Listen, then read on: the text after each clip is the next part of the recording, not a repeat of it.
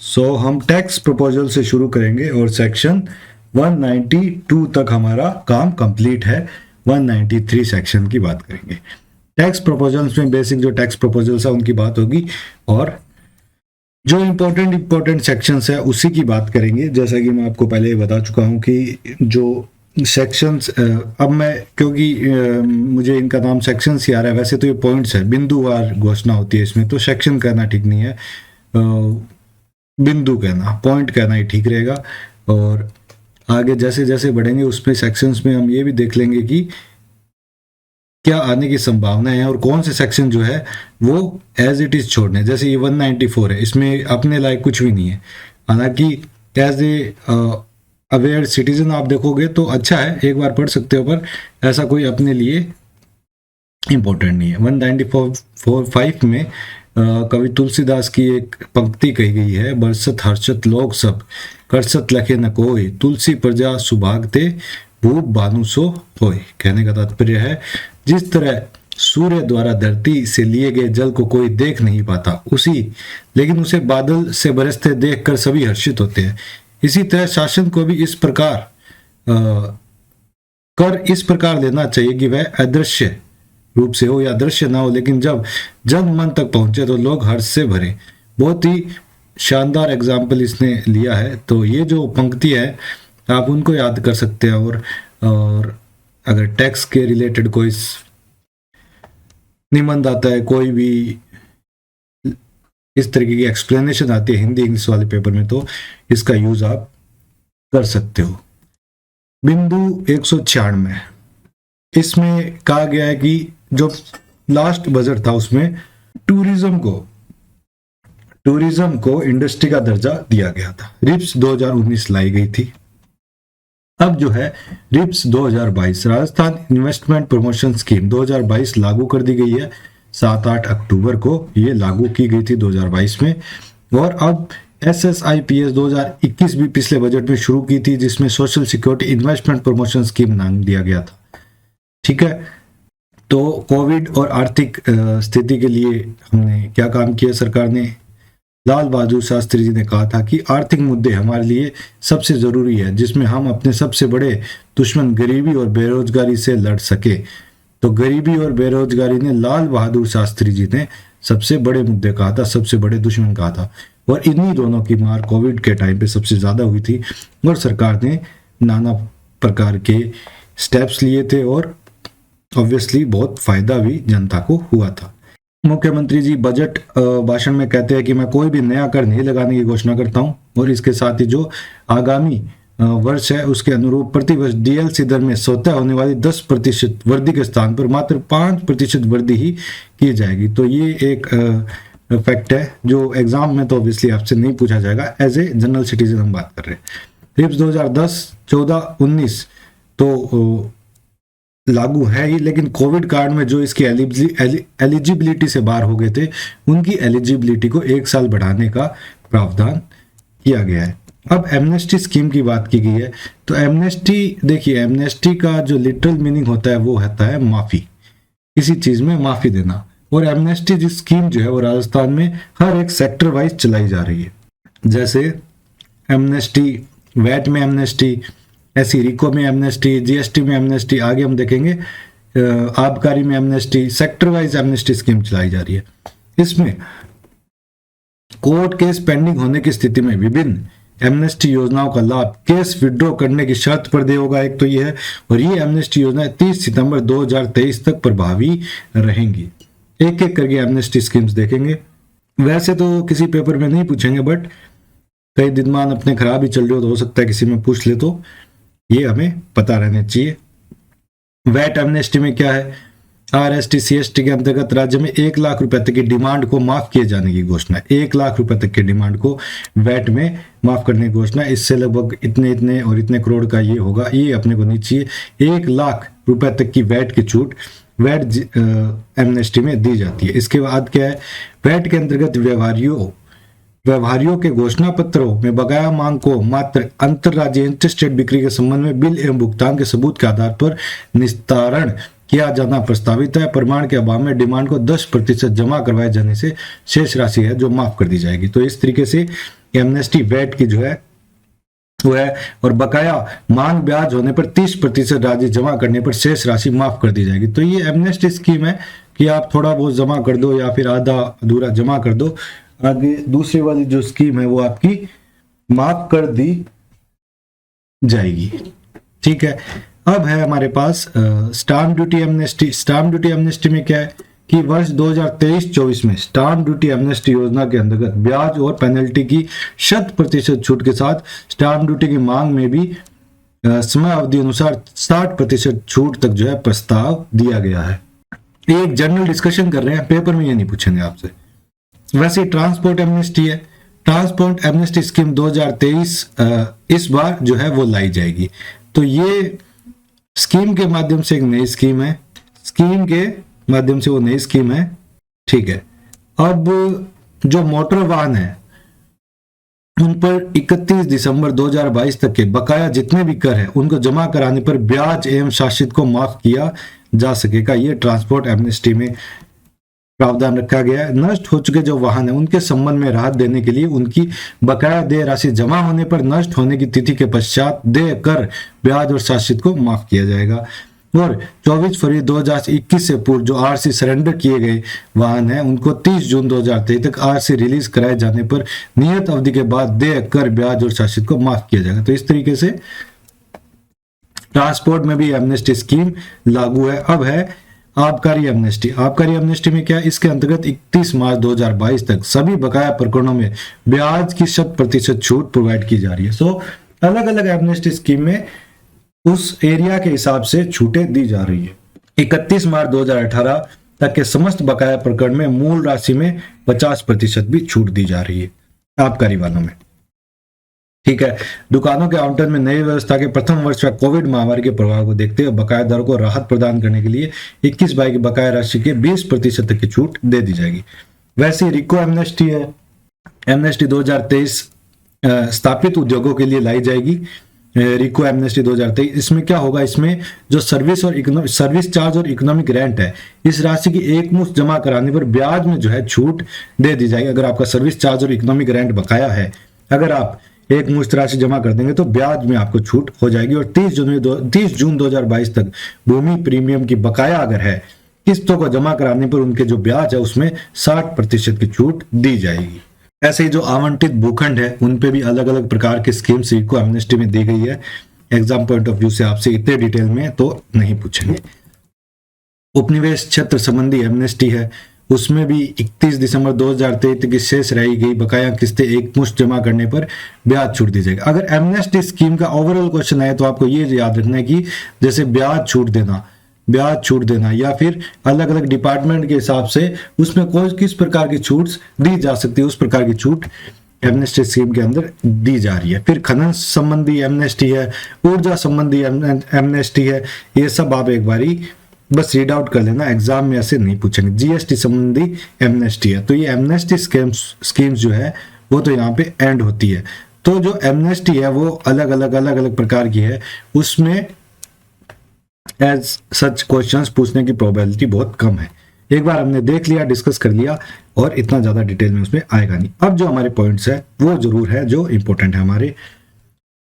Point 199 Rabindranath Tagore की कुछ पंक्तियां मेंशन करता है, जहां कहता है कि आयु जहां विचार करती है वहां युवा अवस्था पर गुजरती है।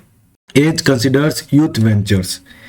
यूथ की ऊर्जा को इसमें इंगित किया गया है कि यूथ ऊर्जावान तो होता ही है नो डाउट, बट उसको एक प्रॉपर डायरेक्शन दी जाए तो वो अच्छी जगह पर पूरी कंट्री को लेके जा सकते हैं। तो इसी संदर्भ में जो राज्य में पंजीकृत होने वाले 100 सीसी तक के दुपहिया वाहन है उन पर वर्तमान में एक बार ये जो कर है वो 50% छूट देते हुए 4% किया जाना प्रस्तावित किया गया है। ऐसा टिपिकल क्वेश्चन आपसे अगर स्टेट मोटर का कोई एग्जाम ऐसा तो उसी में से पूछेंगे। जनरल आपका यूआरओ या आरएस कैसा कुछ है तो ये आपसे एज इट इज इतना डिटेल में प्रतिशत तो नहीं पूछेंगे। महिलाओं द्वारा संचालित ऑटो रिक्शा, टैक्सी और मैक्सी कैब है उनको जो परमिट फीस है वो निःशुल्क कर दी गई है। ऐसा जो आरएस मेंस में अगर आपके लिए आ जाए कि women centric women centric welfare schemes of state के बारे में बताओ, 10 नंबर का आ गया। तब ऐसे पॉइंट्स आपके काम आएंगे, इसीलिए मैं इनको रीड आउट कर रहा हूं ताकि आपके सब कॉन्शियस माइंड भी ये कहीं रह जाए और जब आपको मेंस में जो इनकी जरूरत पड़े तो आप इनको दे पाए। फिर है जो स्टार्टअप पॉलिसी है 2022, वो लॉन्च की गई थी। इसके अंतर्गत क्या था कि स्टार्टअप की स्थापना के लिए निष्पादित 10 लाख रुपए तक की सीमा के ऋण दस्तावेज पर देश स्टाम्प शुल्क में छूट के लिए ऋण तक जो है 10 लाख तक के ऋण तक स्टाम्प की छूट दी जाती थी।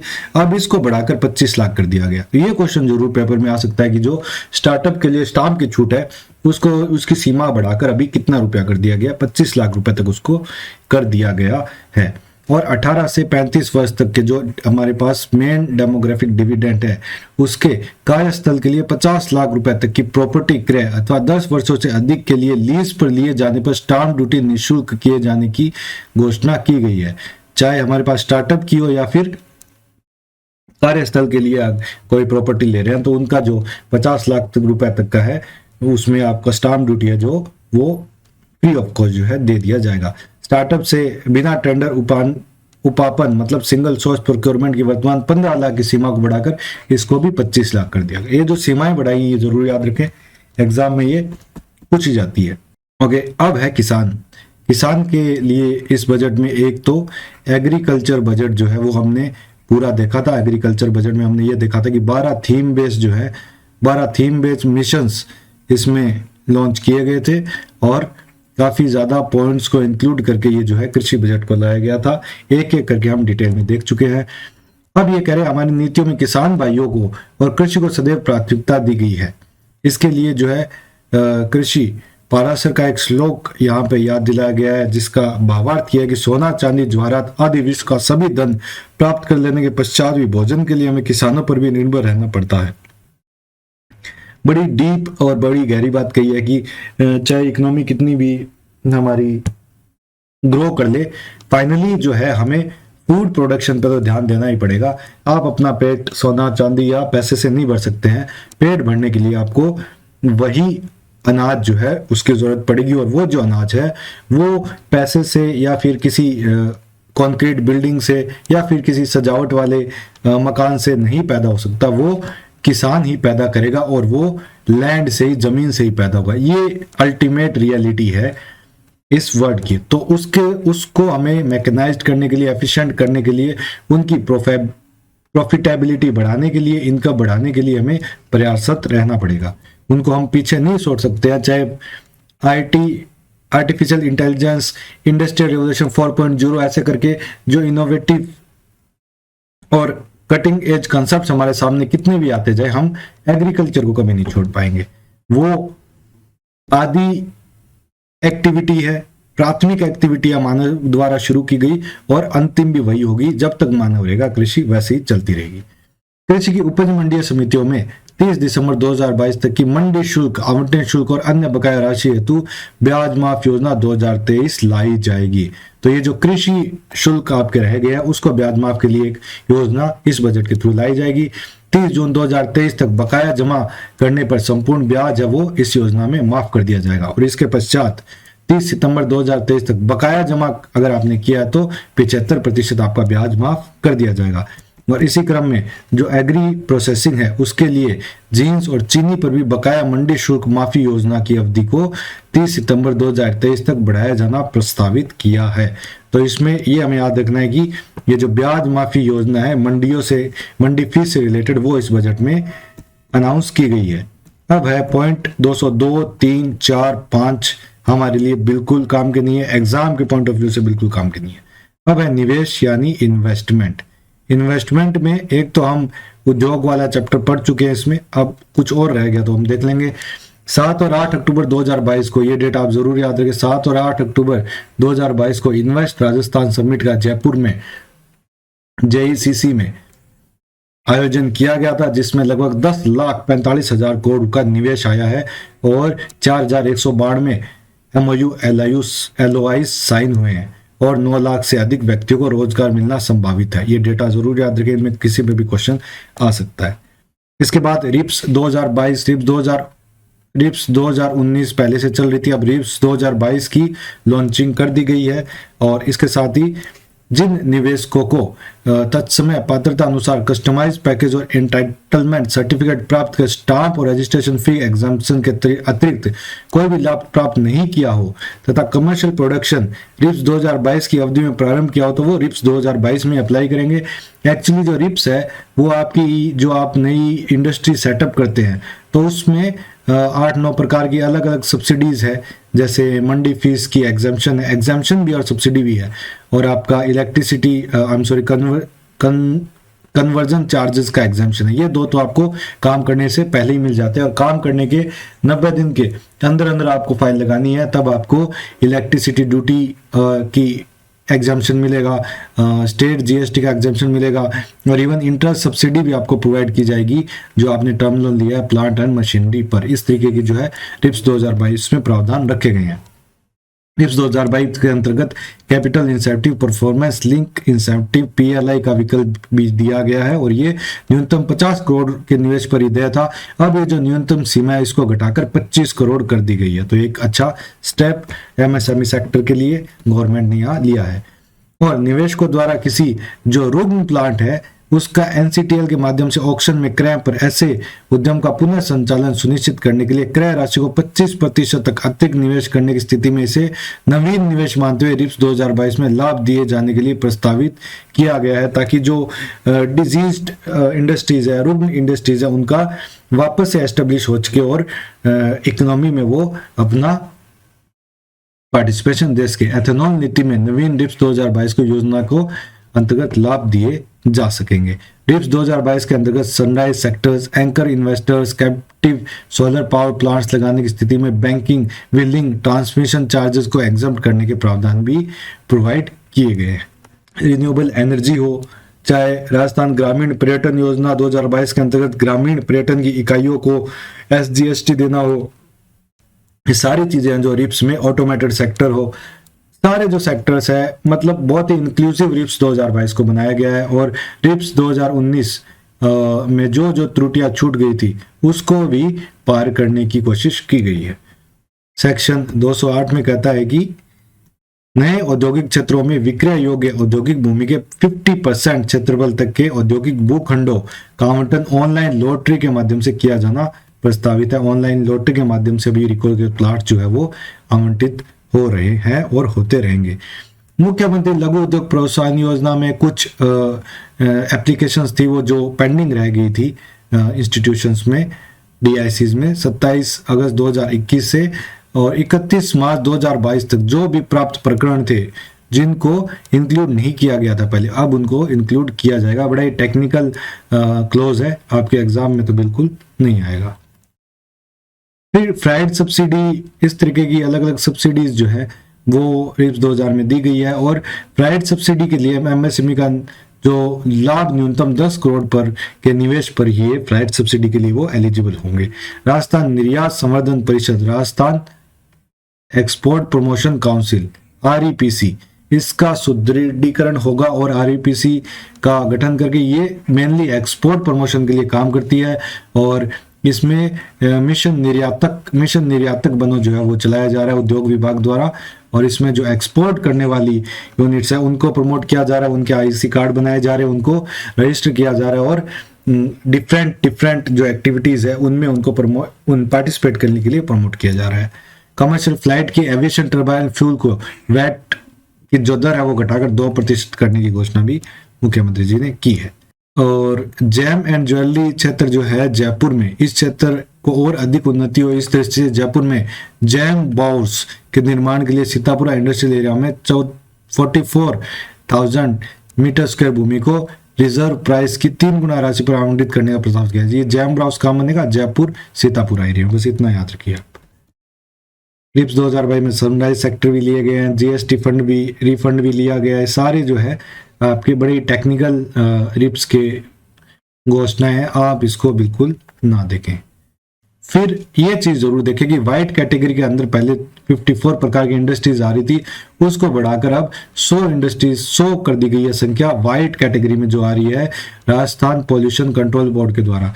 ये वाइड कैटेगरी में जो इंडस्ट्रीज आती है तो उनको जो है ये पोल्यूशन कंट्रोल बोर्ड जो है कंसेंट टू ऑपरेट लेना, कंसेंट टू एस्टेब्लिशमेंट लेना ये ज़रूरी नहीं है, ये अपना काम अपने हिसाब से कर सकते हैं और पोल्यूशन के क्राइटेरिया से बाहर रहते हैं, बड़े इजीली जो है इनके काम शुरू हो जाते हैं। अदरवाइज अगर आप ग्रीन या फिर ब्राउन ऑरेंज कैटेगरी में आते हैं तो आपको ये पोल्यूशन कंट्रोल बोर्ड के भी पैरामीटर्स को सेटिस्फाई करना पड़ता है।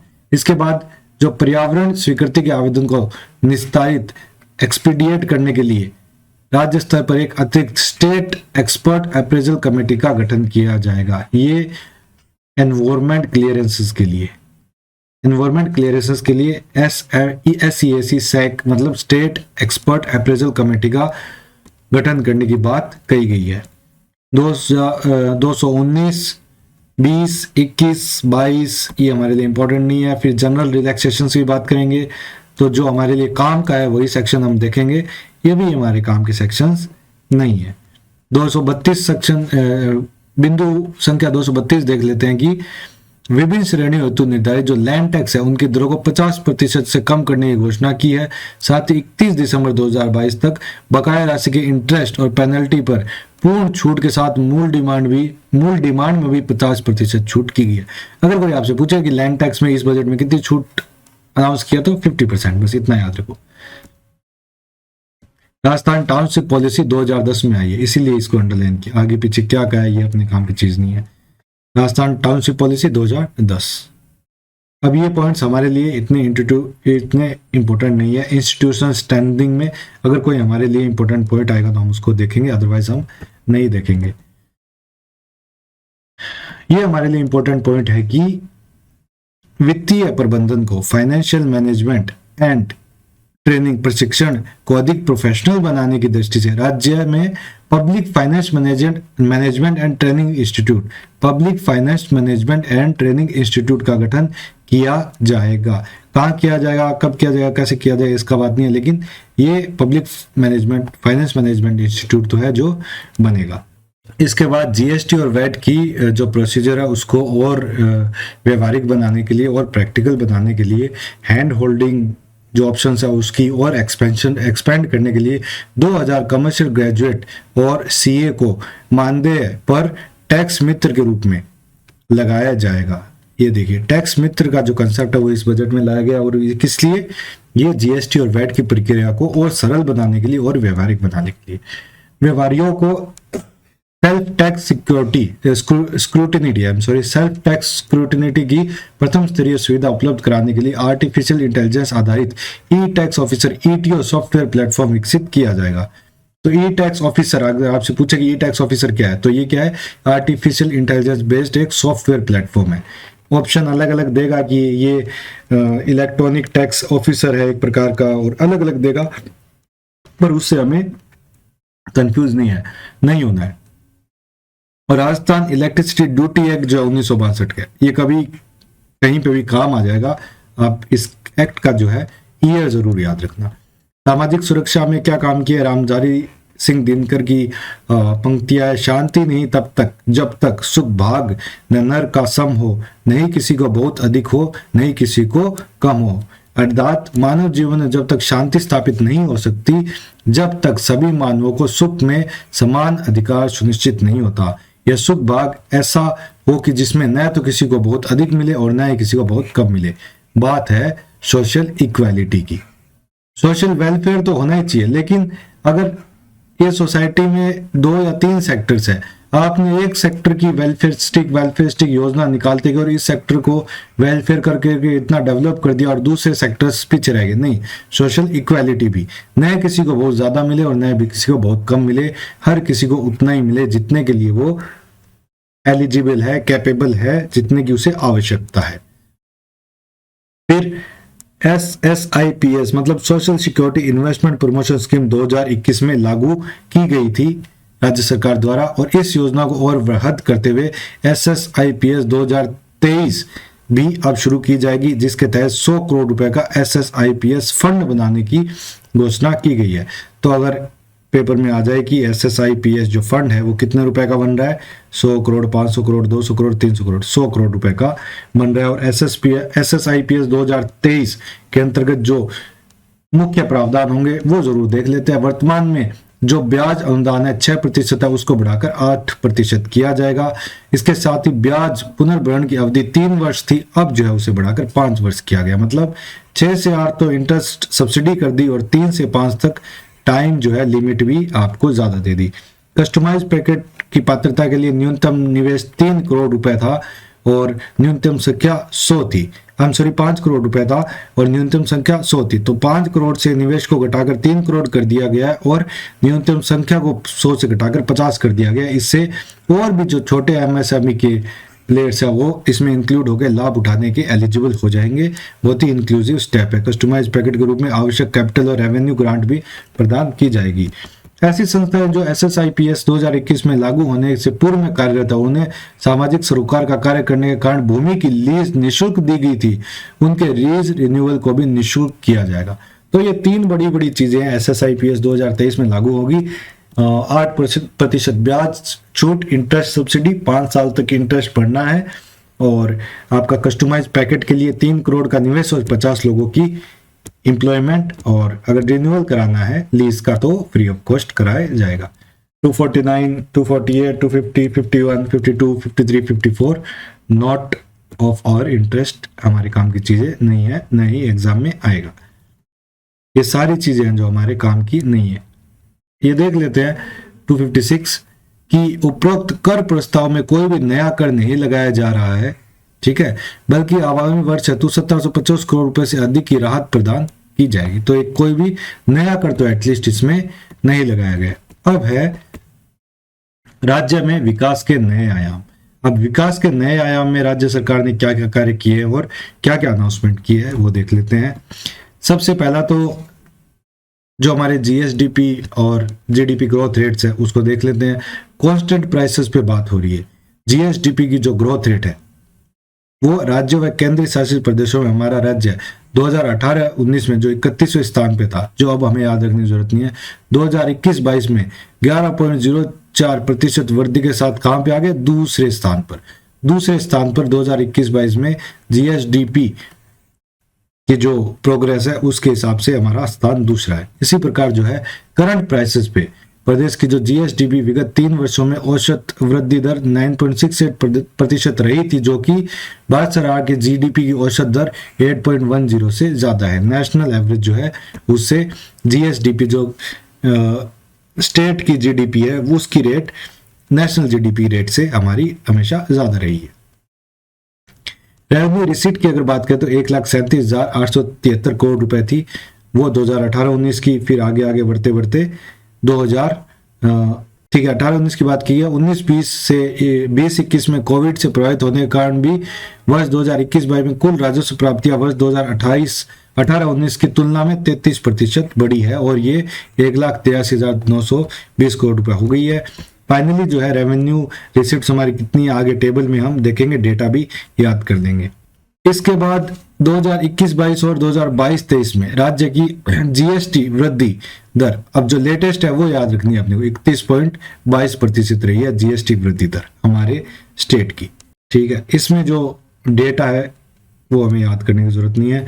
वर्ष 2022-23 के संशोधित अनुमान और 23-24 के बजट अनुमान जो है, वित्तीय वर्ष 2022-23 के संशोधित अनुमान का विवरण इस प्रकार से है कि रेवेन्यू रिसीट इतनी रही, एक्सपेंडिचर इतना रहा, इतने का ये जो फैक्चुअल डेटा है ये हमें याद रखने की जरूरत नहीं है।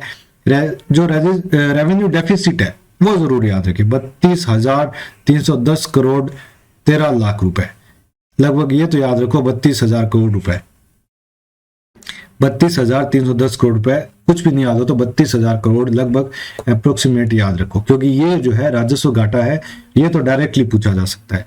फिर कैपिटल अकाउंट की रिसिप्ट, एक्सपेंडिचर कैपिटल अकाउंट का, सरप्लस कैपिटल अकाउंट में, ये डेटा तो है नहीं पूछा जाएगा। Next expenditure including waves and means advance, और फिर है नेक्स्ट एक्सपेंडिचर एक्सक्लूडिंग वेव्स और मीन्स। तो ये जो डेटा आपसे नहीं पूछेंगे। रेवेन्यू डेफिसिट का जो एग्जैक्ट डेटा आपसे पूछ सकते हैं। और 2023-24 के अनुमानों के हिसाब से 24,895 करोड़ 67 लाख जो है वो अनुमानित है, इतना रेवेन्यू डेफिसिट रह सकता है। ये वाला फिर से जो डेटा हमें याद करने की जरूरत नहीं है। कृषि बजट की बात कर लेते हैं। कृषि बजट के अंतर्गत विकास एवं कृषकों को कल्याण हेतु बजटरी और एक्स्ट्रा बजटरी प्रावधान का योजनावार एवं बजट मदवार विस्तृत विवरण बजट खंड 4 में सदन के समक्ष प्रस्तुत किया गया था। और ये जो है हमने फुल डिटेल में देखा भी था, और इसके जितने भी मिशंस हैं, जितने भी फंडिंग है, किस तरीके से की जा रही है, वो सारी हमने देखी थी। और ये है कि जो फाइनल कुल कृषि बजट है वो कितने का है, तो ये अमाउंट याद रखो। ये अमाउंट कभी पूछ सकता है 46,723 करोड़। 46,723 करोड़, ठीक है। 46,723 करोड़ 32 लाख रुपए के कंसोलिडेटेड फंड से व्यय की जाएगी, मतलब 46,723 करोड़ और 32 लाख रुपए का जो है टोटल बजट है वो है। तो ये एग्रीकल्चर बजट का जो एक्चुअल अमाउंट है वो हमें याद रहना चाहिए, क्योंकि पहली बार बजट आया और पहली बार जो है स्टेट का बजट कितना रहा था वो तो याद रहना ही चाहिए। और क्योंकि आगे इसी के बेसिस पे हम कंपेयर करेंगे कि आगे वाले ईयर्स में एग्रीकल्चर का जो एक्सपेंडिचर है वो किस तरीके से स्टेट गवर्नमेंट बढ़ाती है, घटाती है। जो पहला जो चीज होता है वो हमेशा ही, किसी भी इस एग्रीकल्चर में नहीं, हमेशा ही इंपॉर्टेंट ही रहता है। इसके बाद क्या है हमारे पास ऊर्जा क्षेत्र। ऊर्जा क्षेत्र में क्या है, केंद्र सरकार द्वारा, ऊर्जा क्षेत्र में क्या है, केंद्र सरकार द्वारा वर्ष 2015-16 में उदय योजना शुरू की गई थी, बिल्कुल शुरू की गई थी। और इस योजना में केंद्र सरकार द्वारा राज्य सरकार को किसी भी तरह का अनुदान नहीं दिया गया, अपितु विद्युत वितरण कंपनियां जो थी उनके बकाया ऋणों की 75%, 75% राशि जो इतनी बनती है राज्य सरकार द्वारा अधिग्रहित की गई। ये होगी हिस्ट्री। इसके प्रमाण स्वरूप, इसके रिजल्ट के रूप में राज्य को लगभग 5,000 करोड़ रुपए का प्रतिवर्ष का अतिरिक्त ब्याज भुगतान करना पड़ रहा है।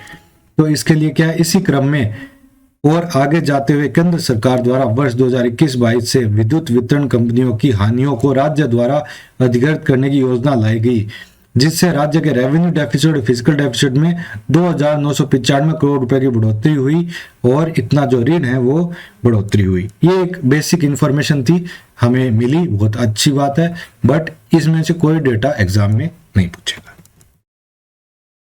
फिजिकल इंडिकेटर्स क्या कहते हैं, फिजिकल इंडिकेटर कहते हैं 2023-24 के बजट अनुमानों में राशि 24,895 करोड़ 67 लाख रुपए का राजस्व घाटा अनुमानित किया गया है। ये याद रखना है, राजस्व घाटा मतलब रेवेन्यू डेफिसिट। केंद्र सरकार ने राज्य स्तर पर विद्युत क्षेत्र में निष्पादन परफॉर्मेंस संबंधी जो मानक है, स्टैंडर्ड्स है, उनको पूरा करने के लिए वर्ष 2021-22 से 24-25 के मध्य 0.5% अतिरिक्त ऋण अनुमत करने के दिशा निर्देश जारी किए हैं। ठीक है, इसमें ये टेक ओवर होगा और ये होगा वो होगा, अपने को याद रखने की जरूरत नहीं है।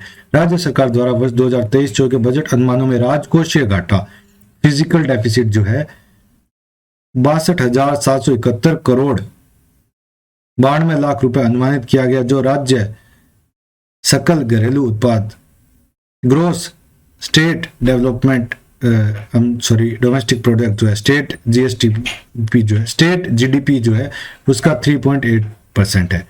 तो फिजिकल डेफिसिट अगर आपसे कोई पूछे बजट में अनुमानित 2023-24 का, वो है 3.98% फिजिकल डेफिसिट, और ये 3.98% स्टेट जीडीपी का ही निकलता है, वो कोई इशू नहीं है। आपसे तो सीधा इसका परसेंटेज पूछेंगे, तो that is 3.98%, as simple as that.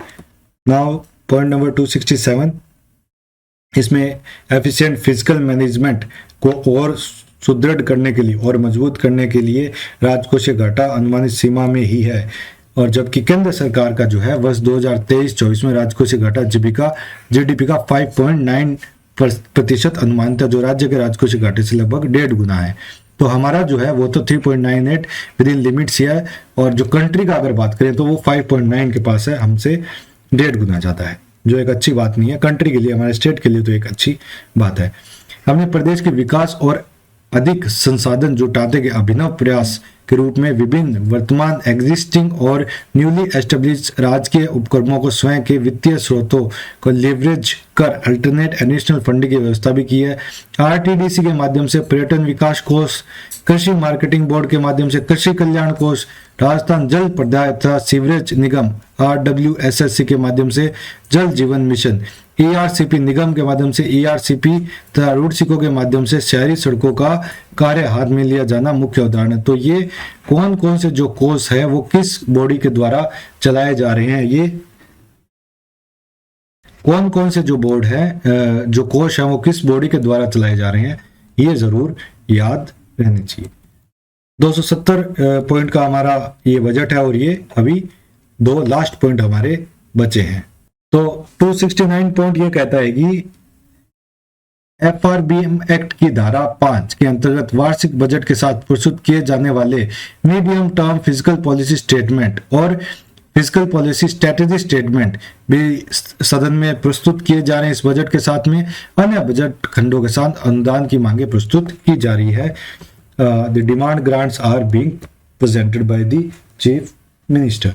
और सबसे अंतिम पॉइंट कहता है कि माननीय अध्यक्ष महोदय, हमने गत 4 वर्षों में प्रदेश की आधारभूत संरचना को सुदृढ़ कर आमजन व जरूरतमंदों को सामाजिक सुरक्षा उपलब्ध कराते हुए तथा सामाजिक क्षेत्र में विकास के साथ साथ आजीविका के संसाधन उपलब्ध करा प्रदेश में खुशहाली लाकर प्रदेश राजस्थान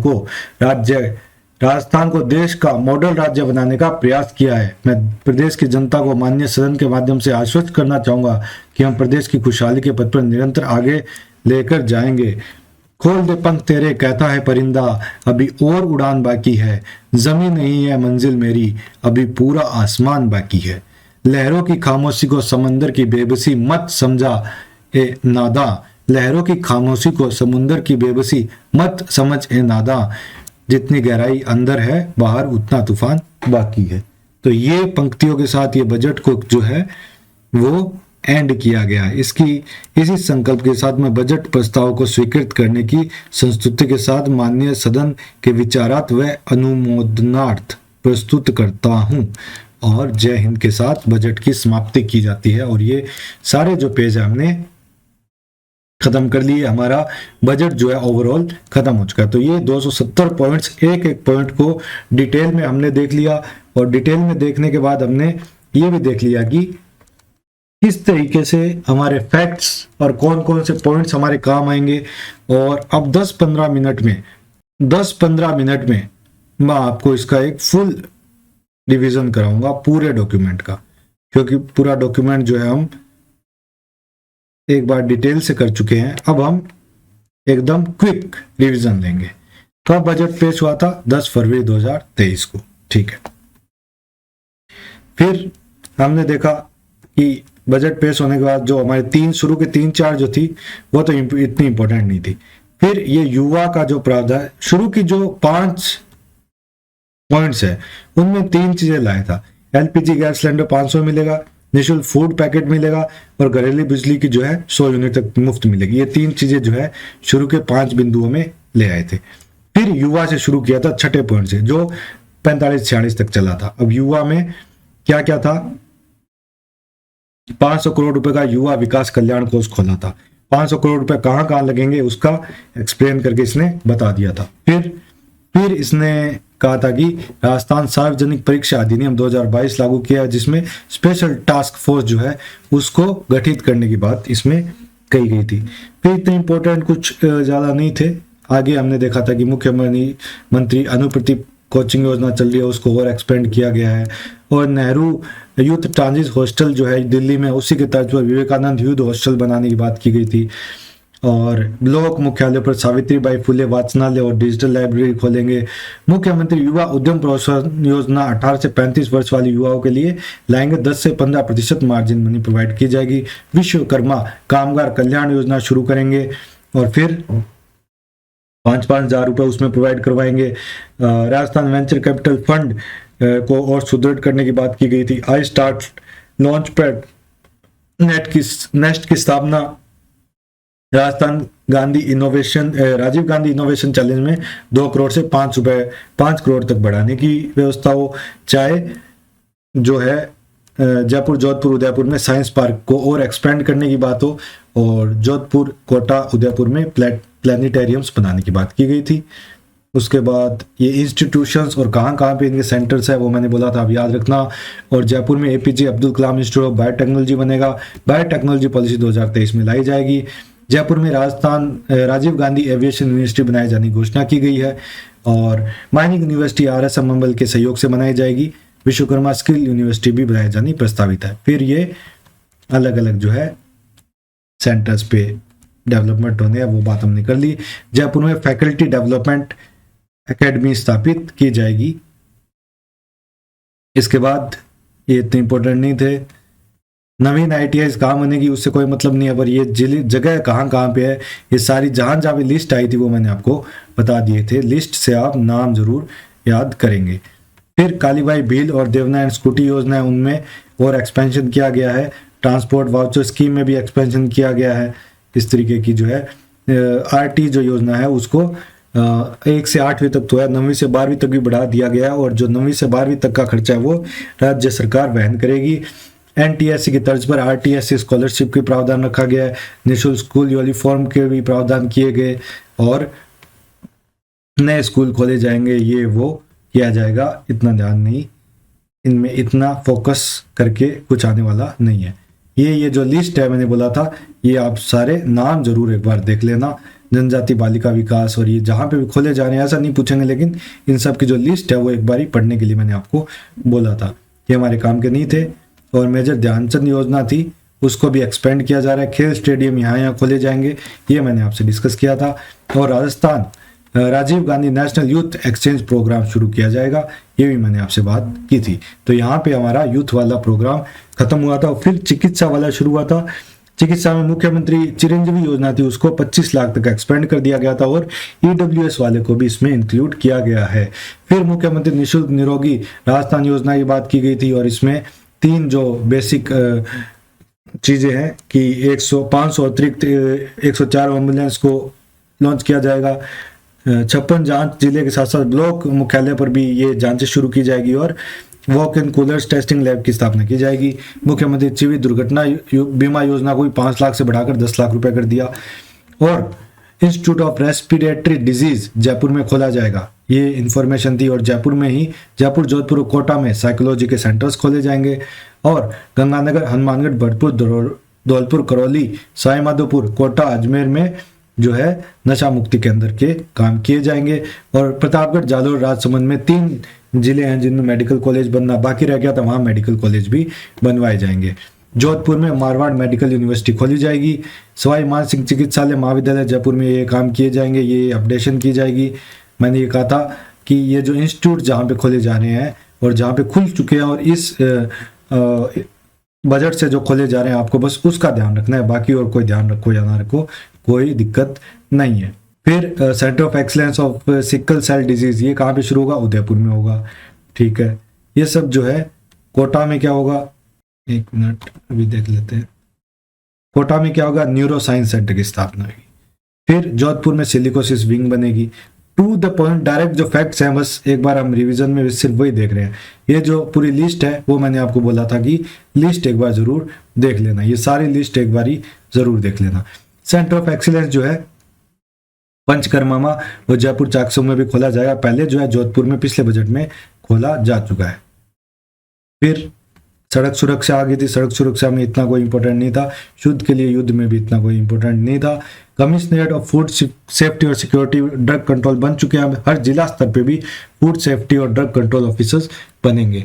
जयपुर में राज्य स्तरीय फैसिलिटेशन एंड मीडिएशन सेंटर की स्थापना की जाएगी। और सामाजिक सुरक्षा की अगर मैं बात करूं तो इसमें हमारे लिए जो इंपॉर्टेंट बातें थी वो ये थी कि ओपीएस जो है अब दूसरे भी निगम जैसे है, इलेक्ट्रिसिटी हो गया, रिको हो गया, इन सब में ओपीएस शुरू हो जाएगी। Mahatma Gandhi minimum guarantee income योजना लागू करने की बात की गई है, जिसमें 125 दिवस प्रतिवर्ष की रोजगार गारंटी की बात की गई है। और न्यूनतम 1000 रुपये महीने की पेंशन भी इसमें मिलेगी। इसके डिटेल में प्रोविजन हमने देखे थे। अब हम रिवीजन में ये सब डिस्कस नहीं करेंगे। गिग वर्कर्स के लिए गिग वर्कर एक्ट आएगा और gig worker welfare development fund आएगा 200 करोड़ रुपए का, ये याद रखना। मुख्यमंत्री चिरंजीवी श्रमिक संबल योजना आएगी जिसमें 7 दिन तक 2,000 रुपए डीबीटी से डायरेक्ट मिल जाएंगे। ठीक है, 1,000 इंदिरा रसोई बन गई थी, अब 2,000 इंदिरा रसोइयां बनाने का लक्ष्य रखा गया है। पैसा और फॉरेस्ट राइट्स को मजबूत करने के लिए ट्राइबल एरियाज में पैसा implementation and monitoring task force की गठन की घोषणा की गई है। फिर जयपुर में ये सेंटर ऑफ एक्सीलेंस है। महात्मा गांधी दिव्यांग चिकित्सालय विश्वविद्यालय कहाँ बनेगा? जोधपुर में बनेगा। ये सब जो है फैक्ट्स मैंने आपको बताए थे। फिर माहवाड़ी केंद्र जो है जनजाति क्षेत्र में आंगनवाड़ी केंद्र को ही कहते हैं, ये बताया था। Indira Gandhi working women hostels और प्रियदर्शनी डे केयर सेंटर योजना जो है इस बजट के थ्रू शुरू की जाएगी।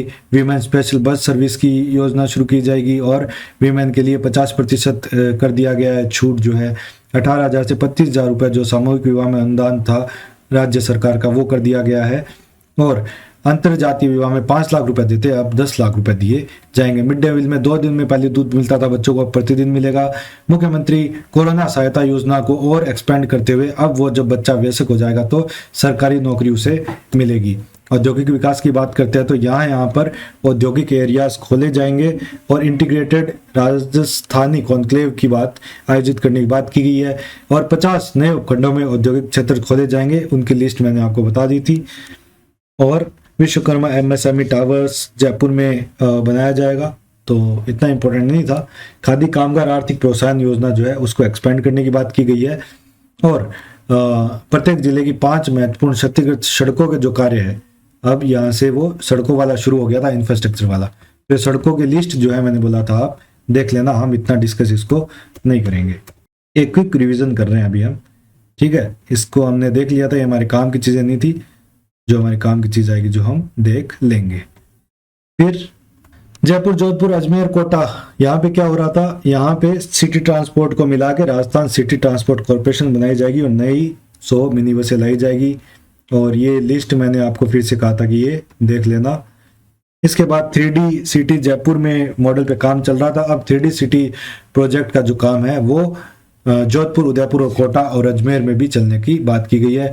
डांग क्षेत्र, मेवात क्षेत्र, मगरा क्षेत्र के लिए 25-25 करोड़ रुपए देते, अब 40-40 करोड़ रुपए देने का प्रावधान रखा गया है। पेयजल में जल जीवन मिशन को मजबूत करने की बात की गई है। ये पेयजल योजनाएं कहाँ पे कौन सी काम कर रही है याद रखना। ERCP की महत्वपूर्ण बातें थी, हमने बात कर ली थी। इसके बाद ये योजनाएं फिर से आ गई है, तो कहाँ पे कौन सी योजनाएं चल रही है आप जरूर याद रखें। एनर्जी की बात आई थी, रेन्यूएबल एनर्जी में देश में हम काफी पहले नंबर पे आ गए थे और अभी भी चल रहे हैं। और लिग्नाइट का एक थर्मल पावर प्लांट 1100 मेगावाट का बाड़मेर में खोला जाएगा, ये इंपॉर्टेंट इंफॉर्मेशन थी। और इसके बाद बडला बीकानेर बल्ब पावर कॉरिडोर विकसित किया जाएगा और जो सब स्टेशन है वो यहाँ बनाए जाएंगे। इसकी लिस्ट थी तो वो मैंने आपको कहा था कि आप एक बारी देख लेना। अब है इन्वायरमेंट वाला। इन्वायरमेंट में Rajasthan grinning and rewilding mission शुरू किया जाएगा, उसके ये मेन प्रोविजंस थे और ये इंपॉर्टेंट भी था क्योंकि ये पहली बार शुरू किया जा रहा है। फिर Rajasthan forestry and biodiversity development project जो है इसकी शुरुआत की जाएगी, इन जिलों में शुरू की जाएगी और 1,694 करोड़ रुपए इन्वेस्ट किए जाएंगे। इको टूरिज्म के हिसाब से लव कुश वाटिका यहाँ शुरू की जाएगी। ये जो जगह है इनको मैंने आपको बोला था कि अच्छे से देख लेना। पॉल्यूशन कंट्रोल के लिए पर्यावरण संरक्षण मिशन की शुरुआत की जाएगी जिसके अंतर्गत ये प्रावधान रखे गए थे। अब है पर्यटन, कला और संस्कृति। इनमें जो है पर्यटन विकास कोष की राशि को 1,000 करोड़ से बढ़ाकर 1,500 करोड़ रुपए कर दिया गया है। और गोल्फ टूरिज्म में माउंट आबू में, उदयपुर में, जोधपुर में काम किया जाएगा। और आइकॉनिक डेस्टिनेशन कहाँ पे डेवलप किया जाएगा? आमेर, जयपुर में। तीर्थराज पुष्कर में भी काम किया जा रहा है। यहाँ पे ये जो साइट्स है मैंने आपको कहा था ये याद रखना आप। खेतड़ी में वाटर बेस्ड जो है, इन डैम्स में वाटर बेस्ड टूरिज्म का कार्य किया जाएगा। और अब इन टेम्पल्स का जीर्णोद्धार किया जाएगा। तो कौन सा टेम्पल कहाँ पे है ये मैंने आपको बोला था कि इसको याद करने की कोशिश करना। फिर कन्हैयालाल सेठिया, कोमल कोठारी, सीताराम लालस और विजयनाथ दत्ता, इसके अलावा और भी जो हमारे इंडिजीनियस स्कॉलर्स हुए उनके नाम से जो फेस्टिवल में इनाम जो रिवार्ड्स है वो शुरू किए जाएंगे। 100 करोड़ रुपए का लोक कलाकार कल्याण कोष बनने जा रहा है और सीएम लोक कलाकार प्रोत्साहन योजना भी शुरू की जाएगी, जिसमें 100 दिनों का तो जो है प्रचार प्रसार के लिए शिक्षण संस्थानों में प्रदर्शन करने के अवसर दिए जाएंगे और 5,000 रुपए अनुदान राशि दी जाएगी। इसके बाद जो लक्की मेलों में सम्मिलित होने के लिए यात्रियों को 30% से बढ़ाकर 50% छूट कर दी गई है। और ये मेलों की लिस्ट है, मैंने कहा था मेलों की लिस्ट आप एक बारी देख लेना। फिर है कानून व्यवस्था की बात। कानून व्यवस्था की जो चीजें थी हमारे लिए इतनी इंपॉर्टेंट नहीं थी, सब पुस्तकालय, न्यायालय और मैंने कहा था ये जो जगह है ये आप बस देख लेना, इतनी इंपॉर्टेंट हमारे लिए नहीं है, ठीक है। तो कानून व्यवस्था के आगे वाला जो पॉइंट है, हाँ, Rajasthan guarantee service delivery accountability bill है वो जल्दी ही आएगा, ये बात थी। और एक स्वतः जो है real time auto service delivery system आएगा, जो काफ़ी ज़्यादा यहाँ पे फंक्शंस दिए गए हैं। जन आधार कार्ड हो, आधार कार्ड, ये जन्म प्रमाण पत्र, मृत्यु प्रमाण पत्र, एनएफएसए पात्रता, ये जो है स्वतः ही जनरेट करके व्यक्ति को दे दिए जाएंगे। इसके बाद जयपुर में Rajiv Gandhi centre for IT development और ई गवर्नेंस डेवलप किया जाएगा, राजकार्ड 2 डेवलप किया जाएगा, परम का जो है वो डेवलपमेंट करके लॉन्च किया जाएगा। इसके साथ ही Rajiv Gandhi centre of advance technology Jaipur में, जोधपुर में राजस्थान फिनटेक यूनिवर्सिटी पिछले साल ही खोल दी गई थी। और प्रशासनिक सुदृढ़ीकरण में यहाँ पर जो है किसी तहसील को प्रमोट किया गया है, किसी नए उपखंड बनाए गए हैं, नए नगर पालिकाएं बनाई गई है, तो इनकी लिस्ट जो है आप एक बार जरूर देख लेना, ठीक है। कार्मिक कल्याण की जो थी वो हमारे लिए इसकी धाराएं इंपॉर्टेंट नहीं थी, तो कार्मिक कल्याण को मैं पूरा ही यहाँ छोड़ रहा हूँ। तो यहाँ पर क्या है, हमारा बजट कार्मिक कल्याण के बाद हमारा एक ऑफिशियल जो बजट है वो यहाँ पर खत्म हो गया था। और ये खत्म होने के बाद हमारा कृषि बजट शुरू हुआ था। कृषि बजट में पहले तो थोड़ा सा जो हमारी जीएसवीए चल रही है वो बात की गई थी, फिर 12 मिशन बेस्ड जो कार्यक्रम चला जाएगा, जिसका राजस्थान युवा कृषक कौशल एवं क्षमता संवर्धन मिशन का बात की है, उसमें बात की गई थी, जिसमें मिशन के नाम ही बताऊंगा मैं, डिटेल में डिस्कशन कर चुके हैं। पहला मिशन है राजस्थान माइक्रो इरिगेशन मिशन, और दूसरा मिशन है राजस्थान ऑर्गेनिक फार्मिंग मिशन, तीसरा है Rajasthan seed production and distribution mission, चौथा है राजस्थान मिलेट्स प्रमोशन मिशन, पांचवा है राजस्थान प्रोटेक्टेड कल्टीवेशन मिशन, छठा है राजस्थान हॉर्टिकल्चर डेवलपमेंट मिशन, सातवां है राजस्थान क्रॉप प्रोटेक्शन मिशन, आठवां है राजस्थान लैंड फर्टिलिटी मिशन, नौवां है Rajasthan agriculture labours empowerment mission, 10वां राजस्थान एग्री टेक मिशन, 11वां मिशन है राजस्थान फूड प्रोसेसिंग मिशन, और सबसे लास्ट मिशन है Rajasthan young farmer skill capacity enhancement mission. इनकी डिटेल भी हमने देख ली थी और बहुत इंपॉर्टेंट मैं इनको मानता हूँ। ये खत्म होने के बाद जो किसानों को बिजली में क्या काम किया और किसानों के ऋण में क्या काम किया सरकार ने, ये सब हम डिटेल में देख चुके हैं। सिंचाई में क्या काम किया, ये जो सिंचाई परियोजनाएं, ये मैंने कहा था आपको कहाँ पे कौन कौन सी है, ये आपको याद रखने की आपकी जिम्मेदारी बनती है। उदयपुर में डाया बांध है, 12 जिले में पार्वती मुख्य नहर है, ये सब मैंने कहा था आप याद रखें। ये जो लिस्ट हैं कौन सी जगह पे कौन सा बांध है, कौन सी परियोजना है, ये आप याद रखें। इंदिरा गांधी नहर में रेल लाइनिंग का काम होगा और इसकी डिटेल्स ये ज़्यादा इंपॉर्टेंट नहीं है। कृषि भंडारण की कौन कौन सी जगह कहाँ पर लाई करती है, ये ध्यान रखें। संस्थागत विकास में हमारे लिए ऐसा कोई सच इंपॉर्टेंट पॉइंट नहीं था। डेयरी वाले में ये जरूर है कि दुधारू गौवंश की मृत्यु के लिए 40,000 रुपए के लिए एक स्कीम शुरू की जाएगी, जिसका नाम होगा मुख्यमंत्री कामधेनु बीमा योजना, और उसमें दुधारू पशु अगर आपका मरता है तो 40,000 रुपए का बीमा उसमें किया जाएगा। निःशुल्क आरोग्य योजना पशुधन की जो है, उसमें पहले तो 138 दवाइयां थी, अब उसको बढ़ाकर टेस्ट और सभी बहुत से प्रकार के टीकाकरण भी कर लिए गए हैं। पशु मित्र योजना भी लाई जाएगी, पशु मित्र की नियुक्तियां की जाएगी। और ये जो है पशु चिकित्सालय और ये सब सेंटर जहाँ जहाँ खुले हैं, ये आपको एक बार लिस्ट खुद से देखनी पड़ेगी। तो यहाँ पे हमारा मेन जो बजट है वो खत्म हो गया था। और फिर टैक्स प्रपोजल्स की आज की क्लास में जो हमने है टैक्स प्रपोजल्स के बारे में तो देख लिया कि किस तरीके से टैक्स प्रपोजल्स को अभी हमने डिटेल में पढ़ाई है। तो ये हमारा जो है एक एमनेस्टी स्कीम और टैक्स प्रपोजल के बाद से इतनी इंपॉर्टेंस चीजें नहीं रखती है, कम रखती है। तो ये हमारा जो था बजट का जो था पूरा जो सेशन है वो हमने देख लिया और समझ लिया। अब मेरे ख्याल से अगर आप ये जो बजट की पूरी क्लास एक बार देख लो अच्छे से, फिर कभी और टाइम मिले तो थोड़ा 1.25 या 1.5 की स्पीड से देख लो। नोट्स एक बार जब कायदे से देखोगे तभी बना लो, उसके बाद आपको एक साल तक मुड़ के पीछे देखने की जरूरत नहीं है। एग्जाम में क्वेश्चन आते रहेंगे, पेपर देते रहना, और बजट वापस से कहीं से पढ़ने की जरूरत नहीं। इसी तरीके से हम इकोनॉमिक रिव्यू करेंगे, इसी तरीके से दूसरी जो सरकारी चीजें हैं वो डिटेल से करेंगे, ताकि कहीं से भी हमारा कोई लूज पॉइंट ना रहे। क्योंकि आज की जो तैयारी का समय है वो अब मैगजीन्स वाला और उससे बच्चे आगे बढ़ चुके हैं, सोर्सेज इतने हो चुके हैं, प्लेटफॉर्म्स इतने हो चुके हैं कि अब सब डिटेल में चाहते हैं बच्चे। सो इसीलिए हमने हमारा जो सेशन है वो डिटेल में किया, और आई होप कि आपको ये समझ आया होगा। So I again thank you all, और आपने बहुत पेशेंस से इतनी लंबी क्लास को सुना, एक बार क्विक रिवीजन में भी मेरा साथ दिया। और कभी मौका अगर मिलेगा तो हम इस पे एक टेस्ट बनाएंगे जो सिर्फ और सिर्फ बजट का होगा, जिसमें 50-100 क्वेश्चन हम लेके जाएंगे और बजट पे ही पूरा पेपर होगा वो। तो उस दिन आप इसको अच्छे से रिवाइज करके आइए, और फिर देखिए कि पढ़ने के बावजूद भी आपके कितने क्वेश्चंस हैं जो गलत होते हैं, या फिर आपको नहीं आते हैं, या फिर आप उन चीज़ों को मिस कर रहे हैं। आप सोच रहे हैं कि वो लेस इंपॉर्टेंट है, पेपर में जब आती है तो वो ज़्यादा इंपॉर्टेंट हो जाती है।